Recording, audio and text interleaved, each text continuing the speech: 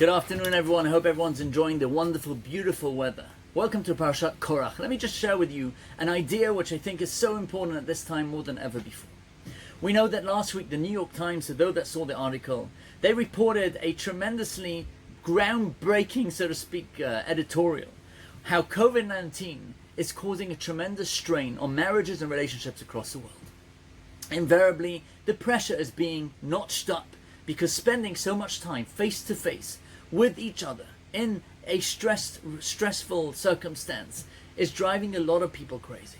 There's good news and there's bad news, but essentially they're both the same. There's a perfectly natural explanation for the unbearable intensity of being under COVID-19. Fighting may be a physical response, but it's not an intellectual one, which is why you've never seen any couple solve their marital problems through a screaming match. We know very little about the future social effects of COVID-19, but one thing we are told is almost certain, is that as we leave lockdown, as we go into the new normal of new world, many couples are going to find themselves with more problems, with less money, with less time, with more stress, and that is going to cause many more arguments and many more strifes. What is the Jewish view of strife and arguments? This week's Parsha is known as the paradigm example of a Parsha of Machloket, where Korach comes along and tries to upset the leadership and challenge the leadership of Moshe Rabbeinu and Aaron. We find that in response to what's taking place, Moshe doesn't hold on to the argument. He gets up and he travels to Datan of Abiram to try and calm things down. The Gemara says we learn from here a fascinating thing. Whoever holds on, whoever holds on to an argument will transgress the prohibition of lo yeh kekorach v'adato, not to be like Korach and his friends and his cohorts and his team who are trying to challenge Moshe Rabbeinu. There's a negative prohibition to be involved in an argument. Many years ago, I heard Rabbi France say a fascinating observation. It's amazing when you think about it, that in the global Jewish world, there are certain prohibitions that for most Jews, there's no ifs, there's no ands, there's no buts. Take, for example, pork. Even many secular Jews would not eat pork. And yet we find some of the greatest rabbis, some of the greatest dignitaries of the Jewish world are involved in arguments. Why? Because many of them say it's a mitzvah, it's a positive command. We're doing this l'shem shamayim. We're having this argument for the sake of heaven. We are waging God's war, and therefore this is permitted. The problem is that the vast majority of people cannot fight an argument for the sake of heaven. They may start off very noble purposes, but invariably that will come down into something extremely personal.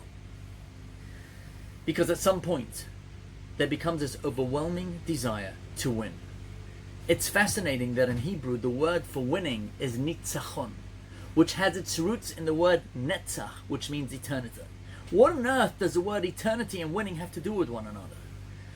Well, one of the reasons we want children in this world is because through our children, we have a piece of eternity. Every human being was supposed to live forever. But because of the sin of Adam and Chava, of Adam and Eve, that was changed. So it's in our DNA to live forever. The way we live forever, so to speak, is through our children. And if we think about it, the first thing that Adam and Chava did when they were banished from the Garden of Eden, of Gan Eden, was to have children. Because if you can't live forever, at least you can have children. Every victory, therefore, is a piece of eternity. Every defeat is a piece of death. You think about the world of sports, which has gone to a complete standstill and is now slowly coming back to life. Why do people love sports? Why do people have millions of people across the world gluing to their TVs to watch? I remember a couple of years back in the World Cup, there was famous footage of the people of Ghana who lost in the qualifiers to the World Cup, and there were people crying in the streets. Women were crying in the streets. Men were crying in the streets because that's my team. And when they win, I win. And human beings always want to win. And that's what happens in almost every argument. With the most normal intentions for my heaven, for my family, whatever it is, it always ends up being personal. Dayan, Reb Simcha Zelig was a famous Dayan in Brisk. And he told the story once that a man came before him with a big cow and asked the question, is it cow kosher or is it not kosher? And he ruled it wasn't kosher. A couple of weeks later, this man standing in court in front of him again.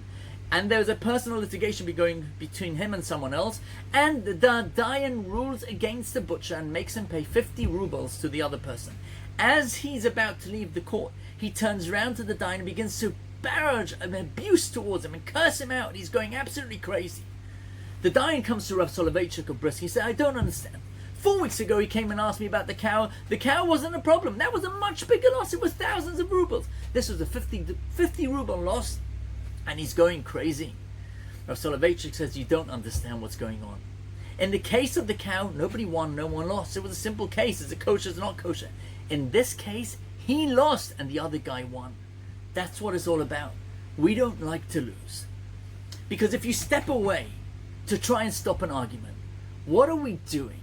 You're pushing away the evil inclination. That's victory. Your opponent is not the other guy or the other woman or the other person or the business person, the business client is trying to destroy you. That's the Yetzer Hara. It's the voice in your heart that says you've got to fight to the bitter end.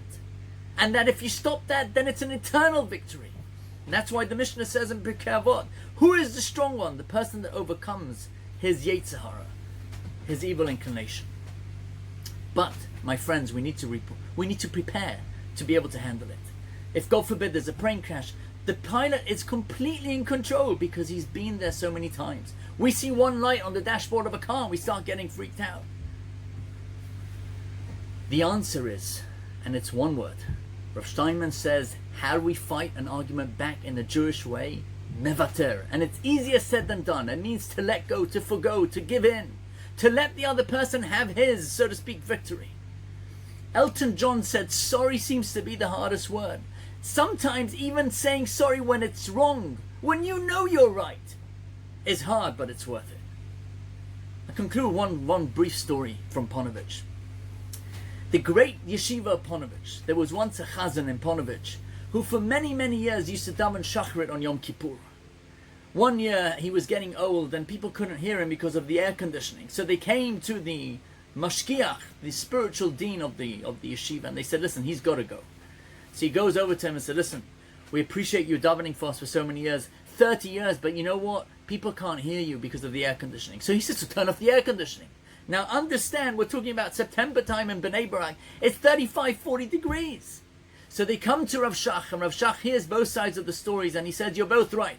But he turns to the Chazan and he says, I never saw a single person in my life who by giving up and conceding and foregoing lost anything. I guarantee you won't lose. The Chazan stepped down. He had loads of issues in his life. One child wasn't married, one child didn't have children, one child had a medical issue, whatever it was. And within that very year, all of those things that he wanted for his children came to be. There's a blessing that's involved in foregoing. If we have the capacity to do that, particularly during this difficult time, we can really notch it up a level. Not in pressure, not in arguments, but in terms of the amount of abundance of blessings that will come our way. Shabbat Shalom.